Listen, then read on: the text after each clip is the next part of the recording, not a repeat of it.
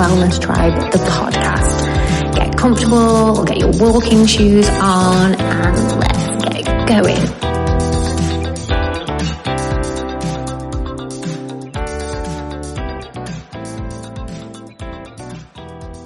Hello, and welcome to another episode of Women's Wellth.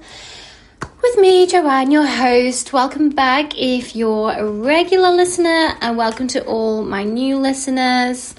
On my own today, and I'm adding on slightly to my last solo podcast, but at the same time, it's completely different. I hope that makes sense, because it doesn't to me. So 2 episodes ago, I spoke about the mind-body connection and the way in which we spend most of our life in our subconscious. We just do things. I use the example of driving to work, and then we get home and we're like, what? How did I get here? And then bringing into our conscious mind as well. So I imagine it at the front of the head, that we are not our thoughts. And once we separate ourselves from our thoughts, the positive effect that can have on not only our thoughts, our mind, but also our bodies. So a lot of our stresses, worries, anxieties manifest in physical pain. And what I'm going to talk about today is in that family of thinking, so the mind-body connection, mind-body-soul connection, but also talking a little bit more, I guess, about the science. So there is going to be a little bit of science today. And the reason why is I'm behind the scenes currently putting together my new mentor packages. And I just want them to be as effective, as helpful, useful, life-changing as possible. So I'm really looking into what tasks, what things I can share that are really going to help you to transform.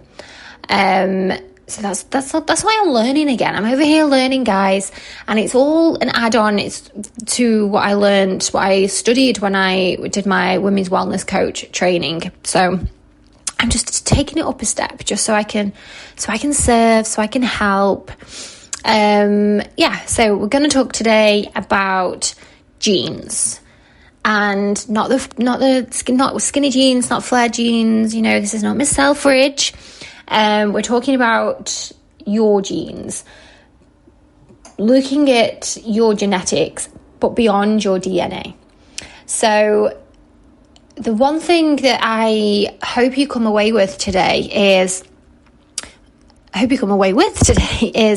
a realization that it's not predetermined. And I am very guilty of this, thinking, oh, well, I'm going to be okay because that doesn't run in my family. Or, oh, this is because I get it from my mom, I get it from my dad, it's in my genes.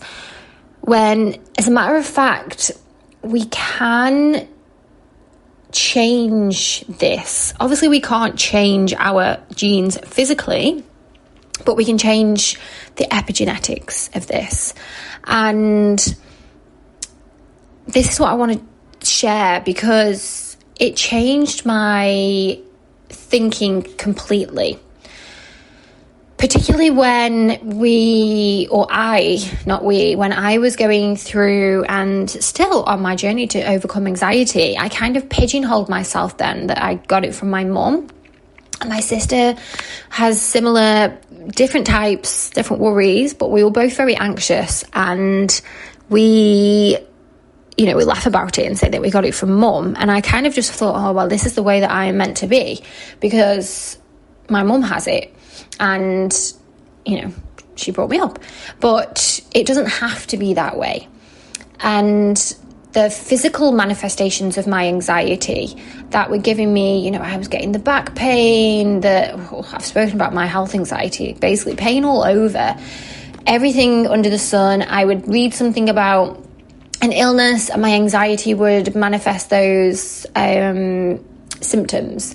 So I was really stuck, but I was sort of just putting up with it and not really delving deep, because I thought that's the way that I was born. That was me. That was in my genes.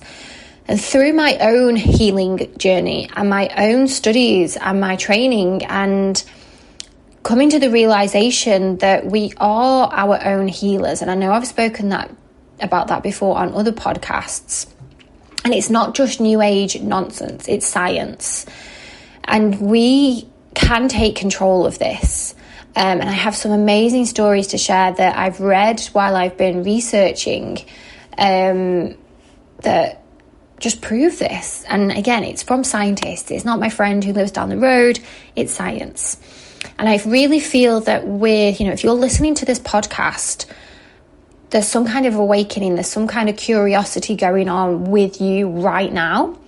And I think a lot of people are pushing back on the, faulty genes narrative, oh, it's in my genes, because we're looking at our ancestors, our parents, our grandparents, our great-great-grandparents are learning about things that have been passed down, maybe illnesses or, like anxieties, diseases.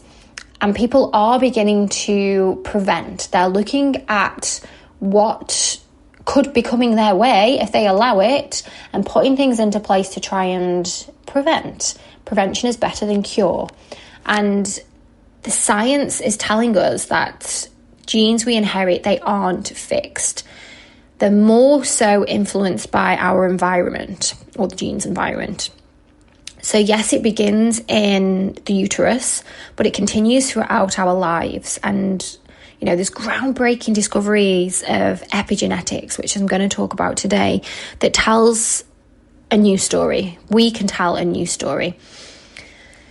So imagine it like you're given your genes. So we're given a set of genes, but like in a deck of cards, we can choose which hands we want to play. We can make our own choices as we get older about our sleep, our nutrition, our relationships, the way we move our body. All of those things alter our gene expression. So as soon as you start breaking away from, I'm going to use me as an example. I'm going to keep trying to link all of this back to my real life. So my real life, it's not like I've got two lives. My life, so you can see where it would fit in yours. So, for example, I would say I've got a sugar addiction. I haven't, because I can, I'm not eating sugar at the moment. Processed sugars, I'm eating fruits and things. Like, I'm not on a diet, but I'm like, right, I'm going to cut sugar out. But there was a time when I would blame my genes. My dad's got a sweet tooth. And growing up, my mum hadn't got a sweet tooth, but we were given desserts all the time. So as an adult, my first reaction after eating is reach for the sugar. And as a treat, reach for the sugar. And if I allowed it, I could have a sugar addiction. I could be unhealthy from allowing myself to eat that amount of sugar. But choosing to create my own path with that craving, with that addiction, to break that. And diabetes is on both sides of my family, my father's father and my mother's father.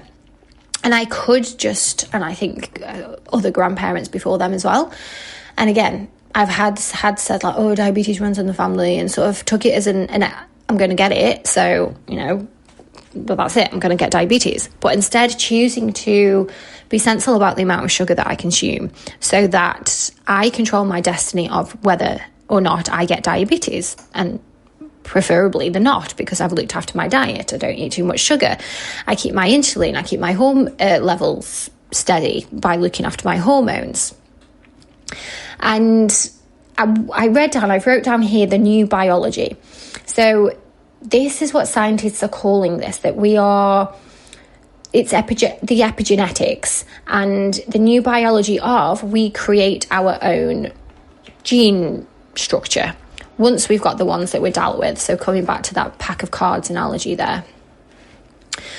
And it does go back. So when we're in the womb, the amniotic fluid that surrounds us in the womb, to the words that we hear from our parents as children, the air we breathe, the chemicals we ingest, influences our genes, causing some to switch on and some to switch off. You may have heard people talking about, everyone's got cancer genes, but it depends what you're putting in your body and the environment that you're in, whether or not you get cancer. I haven't studied that, so I don't know if that's gospel, but I have heard that. We do have a genetic code at birth, but gene expression and repression are influenced by our environment. So the environment that we put ourselves in, our life experiences alter us at a cellular level, which is very interesting to me, because you will hear a lot of people blaming diseases, diet, weight. You probably could think of somebody now, you think, you control that, not your genes. And, you may be guilty of saying it yourself. Just hands up, oh, it's in my genes, so you're not going to do anything about it. However, you can. And that's what today's all about. So the science of epigenetics has shifted us away from the disease management model to a new paradigm. So the new paradigm is that we recognize the impact of our daily environment on our health. We know when we're putting ourselves or our bodies into environments that are not good for us. So, for example, smoking. How many of us now, if you're a non-smoker particularly, if you're a non-smoker anyway, how many of you go into a smoky room? There's some places in Dubai that still allow smoking inside, and it literally... my body, because I know that is not good for me. I do not want to be inhaling that. But years and years and years and years ago, we all just accepted it and we were all just inhaling this secondhand smoke. But now we've got this awareness and we can change our environment to protect our health. And even if you're a smoker, my mum doesn't like being in a smoky room, but she smokes. I'm guessing it's a bit of a oxymoron there, or a bit of an opposite, but that wasn't a very good example, was it?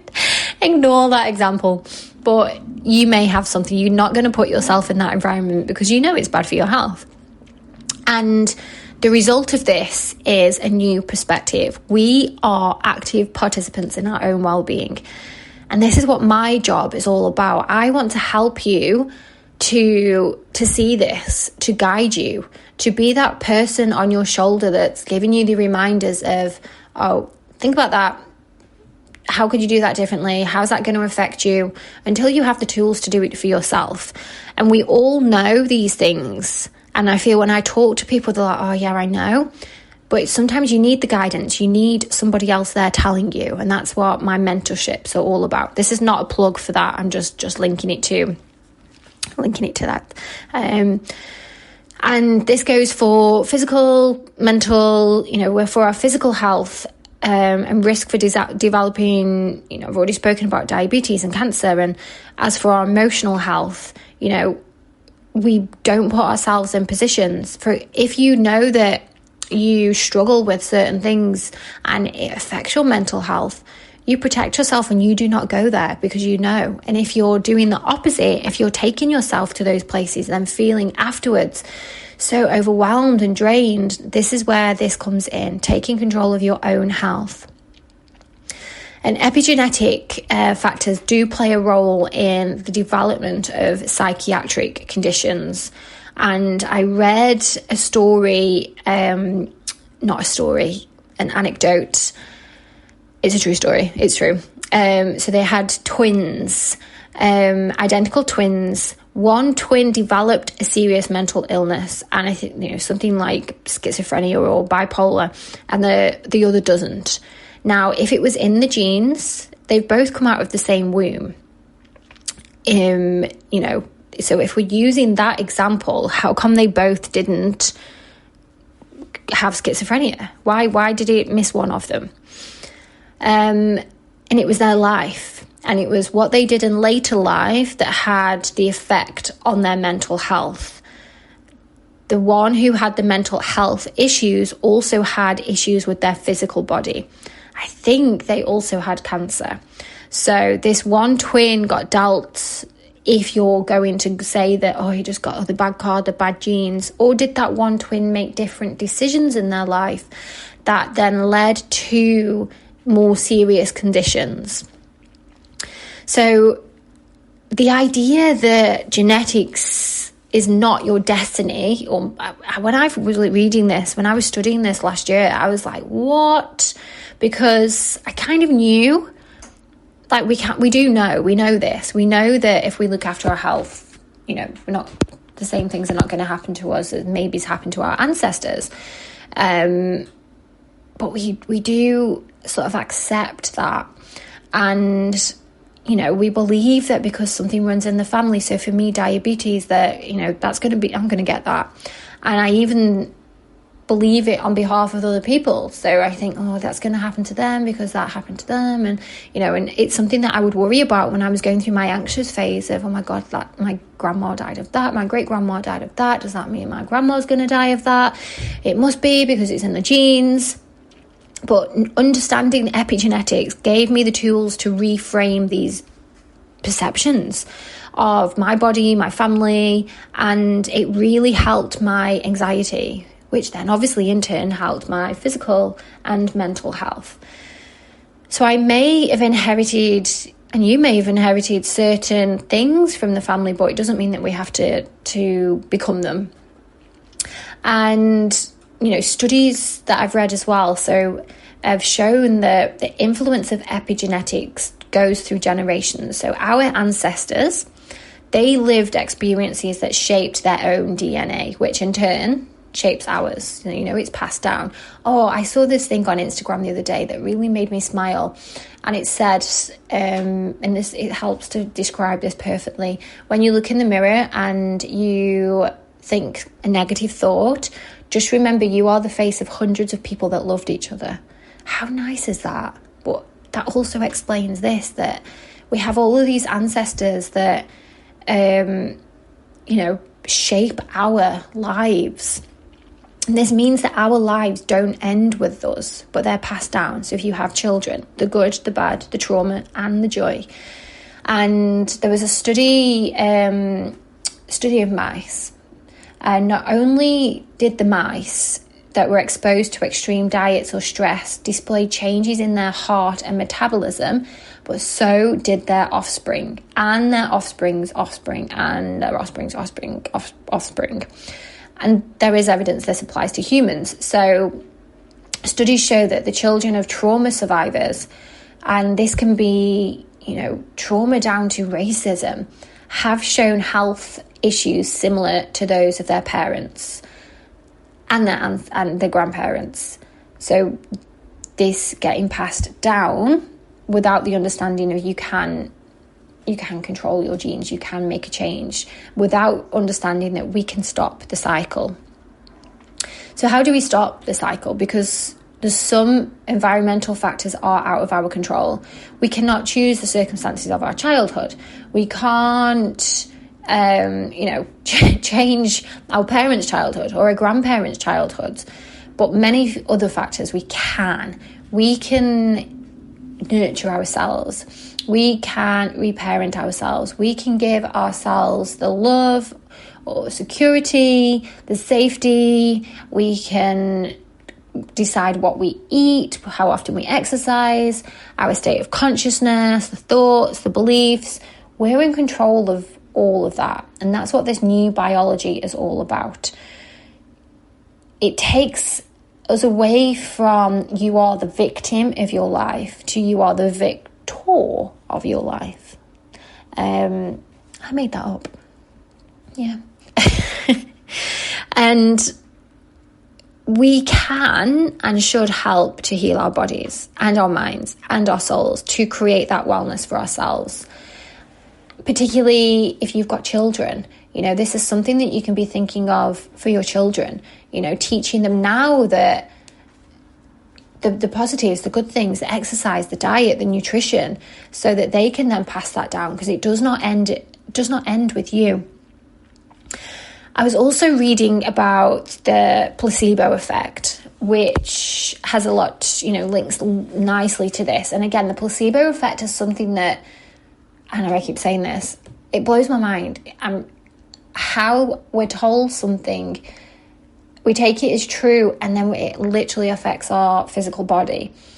And this is the power of belief. So placebo effect is just showing us how powerful our mind is and the power, the connection between the mind and the body.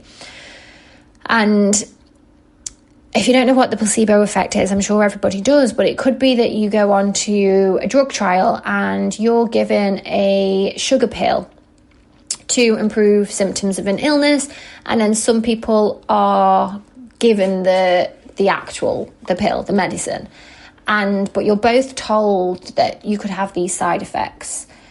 And there's stories, and again, when I've been doing my research, I've read lots and lots of stories, but the stories of people who have the side effects, but the stories of people that have the placebo who also heal. So the mind creates changes in the body, and the placebo effect is a perfect example of this. So I read about a significant placebo effect that was in with Parkinson's disease patients. And, from Parkinson's to irritable, IBS, and even depression, where participants who have been given tablets, drugs, whatever they are for these things, but they've been given the sugar pill, they report feeling better. And their symptoms have even reduced. So Parkinson's is incurable. But people who've been, in these drug trials, they've noticed that their tremors get better, they're calmer. The ones with severe Parkinson's, their speech also comes back. It's crazy. And you don't even need to be sick to experience this either. So a good test for placebo is, have you ever been out and not drank alcohol, but you still feel drunk when you're out? That's I have it all of the time because I don't drink alcohol, but I'll go out and there'll be people drinking around me, and because of the music and the lights, I feel a little bit drunk. When I drive home, I'm like, I feel like I shouldn't be, even though there's no alcohol in my system. And there was a study in the University of Glasgow. Researchers told, I think they were runners, that they were being given doping drugs and then asked them to run the race. Yeah, they were runners. The runners' race times increased significantly, even though they were only getting saline. So they weren't getting doped, is that the right word? They were just being given saline. So this shows us when our body expects to get better, it sends out messages to start the healing process. Hormones, immune cells, neurochemicals, they are all released. So the placebo effect provides proof that when we believe we're going to get better or feel better, we often do. It's a testament to the power of the mind. So you may have your own examples and from other people or yourself where you felt sick, but I don't know if anyone else does this, but I haven't been sick for a while, actually, touch wood. But I give myself after the third day, I start to feel better when I've got a cold, and and then I do. And I don't know where I've got this 3 days. Day 3 is your peak, and then you start to come down the other side. I've completely made it up for my own body, but that's something that I would generally live by before I learned all of this. There's also a flip side to all of this. It's called the nocebo. And I guess it's the placebo effect's evil twin. So this occurs when our thoughts don't make us better. Hello, my old health anxiety. They make us worse. And this is what I used to be living in, a nocebo world, I guess, because I used to read all of these things and diagnose myself and have the symptoms. And there was a really interesting story. So it's something that researchers do all the time. So they tell the people in the study that they're taking a drug and they could have terrible side effects when they're only taking the sugar pill, but they have the side effects. And there was this one story, and I've wrote 1970s story down here. So I'm guessing it was in the 1970s. A doctor accidentally told a patient who had been diagnosed with cancer that he had 3 months to live. The man died a few weeks later. The autopsy revealed he had been misdiagnosed. There was no cancer. So he died because he believed he was going to die. And his doctor actually said in the interview, I thought he had cancer. He thought he had cancer. Everyone around him thought he had cancer. Did he die of having no hope? Did the doctor take his hope away? Did the doctor put those thoughts into his mind and it manifested into the truth? Another one that I read was a man who he was also in a trial for antidepressants, and he had an argument with his girlfriend. He took an overdose of the antidepressants, which weren't antidepressants, they were the placebo. Took himself to hospital, low blood pressure, near death levels of basically everything.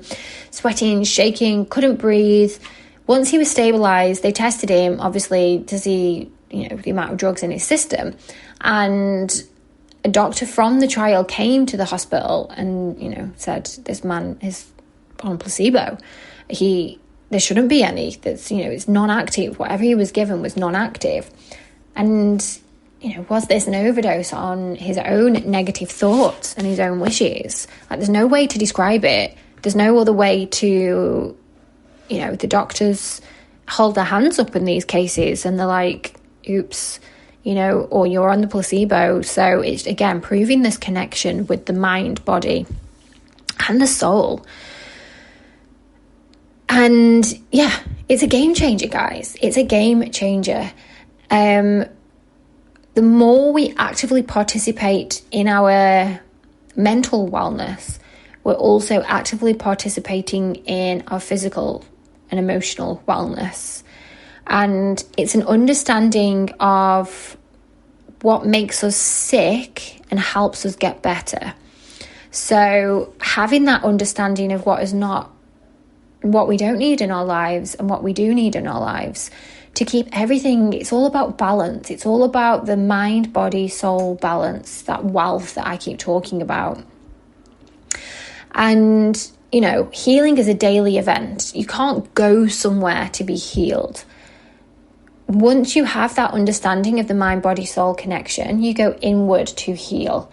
So this means you doing the work, whether it's preventative, or a cure, whether you're already trying to overcome things or you're preventing, it's getting the activities in that are going to help you, taking the small choices, the small paths of, helping yourself to heal or preventing yourself from disease, illness, unhealing. I nearly said that, that's not a word. So yeah, everything's within our control. Well, not everything. We've got the environmental factors, but what we do with those is in our control. It's about, picking the things that keep you safe. Anything that feels threatening, pulling away from that, setting boundaries. It's a practice of making consistent, small, daily choices. And again, these are things that through my mentorship is what we're going to put into place together. So you don't have to do it on your own. It's taking responsibility for your mental wellness, which is overpowering, but also empowering once you've done it. And I'm just going to share one more story, which I think summarizes this, and then, a couple of tasks for you to do. And this story was it's a lady who had MS, and she had severe reactions to the medication that she was taking. And her doctors actually told her that she probably would never be the same again. She may not be able to work. And as a result of this, she was depressed. She was living on her couch. She wasn't doing anything with her life anymore because her parents had looked at wheelchair accessible homes. They'd all sort of put their hands up and said, okay, we accept she's got MS. This is going to consume her. They weren't given any choices. The doctors didn't say, you can do this might make you feel better. We all know MS is one of those diseases that it's gonna slowly take over if it comes, but she wasn't given any options. No one advised her. No one was actively helping her to take control of her own healing. This was years and years and years ago. So it was a case of, you've got this is what's going to happen. But she decided to take it into her own hands. And the first thing she did was so small, but it was like a wrecking ball, I guess, for these amazing things. She promised herself to drink one glass of water every morning before her coffee, to basically see what happens. Some empowerment, some taking back of what was taken from her. So she set an alarm on her phone at 6:45 to drink the water every single day, and she did it. She resisted the urge to put too many things in. Again, this is something I talk about all the time, one step at a time. So she did that for a month, just drank a glass of water before her coffee. Then after 30 days, she added in future journaling. So I do this all of the time, scripting. You write in present tense. So you flip forward to where you want to be and you write that you already have that. I think I've spoken about this before in manifestation. So, I'm fit, I'm healthy, I wake up every day, I go for a run, that type of thing, even if you're not. But this process enables you to create new neural pathways in the brain. So we're telling the brain this is already happening. And the more she wrote about herself in a kinder way, the more she began to notice the negative self-talk. So the more she was then able to edit this, flip this, and change her beliefs. She started to trust herself, quieten the chatter, and started to love herself.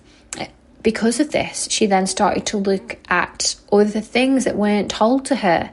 Nutrition and lifestyle, that things that you can do that is out there if you have MS, but the doctors didn't tell her. She began meditation, yoga, journaling, going out into the garden, getting outside. And when I read this, I can't remember the date of it, but she'd then been in remission for a year. She was cycling and running, and when faced with this grim diagnosis, she took it into her own hands, and the power of her mind helped her to overcome it. She accepted at first, but then pushed it away. And I just love that story because it shows how if we choose our health and well-being, we have control over it. We are in control over it. So how do you know, though? How do you know if you don't know? I know that sounds a bit silly, but it's all right and good, me, coming on this podcast, saying all these things. But if you're not aware that you're stuck, if you're not aware that, you might not consciously say it is in my genes. It might be a subconscious thing. It might be that subconsciously you're just accepting this fate, as it were, because of what your subconscious is telling you. So I've got some questions. And if you answer yes to any of these questions, then no, it's not that kind of questions. But if you do answer yes, then I think there's some reflection that you can do based on what I've been talking about today. And a little reminder that change is possible. So if you listen to these questions, you're like, oh my God, yes, oh my God, yes, oh my God, yes. You can reach out to me. Or you can start doing the work yourself through, like the lady in the story, one glass of water a day. What's one thing you can do each day to help yourself? So, the questions, here we go. Question 1. Do you often find yourself unable to keep promises to yourself? So, do you promise yourself you're going to start tomorrow? And it's never tomorrow. Tomorrow never comes. This could be also when you're trying to break or form new habits. Number 2, do you find yourself reacting emotionally to events, feeling out of control, and even sometimes ashamed about your behavior? So thinking about the way that your emotions respond to things. Do you go up like a fizzy bottle of pop? Or, on the other hand, do you retreat and not say anything and just let it consume you? Number 3, do you find yourself distracted or disconnected from yourself and others, or from the present moment? Do you get lost in thoughts about the past or the future? So do you just, sometimes not so much of a daydream? We all daydream, but does it happen a lot where you're completely disconnected and you have no sense of mindfulness? Number 4, do you find yourself often feeling overwhelmed and torn down by internal critical thoughts, making it difficult to tune into your physical, emotional, and spiritual needs? Number 5, do you find yourself struggling to express your wants, needs, or beliefs and or feelings in a relationship? Number 6, do you find yourself feeling overwhelmed or unable to cope with stress or any of your feelings for that matter? And last one, do you often find yourself repeating past experiences and patterns in your day-to-day life? Is your mind in the past, and do you let it affect your present? So, like I said, if you did answer yes to any of these, it could be a sign that there's some work to do, some internal work. And it's not the end of the world. I'm guessing at least half of you, I think if not all of you, probably answered yes to one of those questions. And yeah, this is the first step, is just acknowledging it and going, oh my God, yes, I need to make some changes there.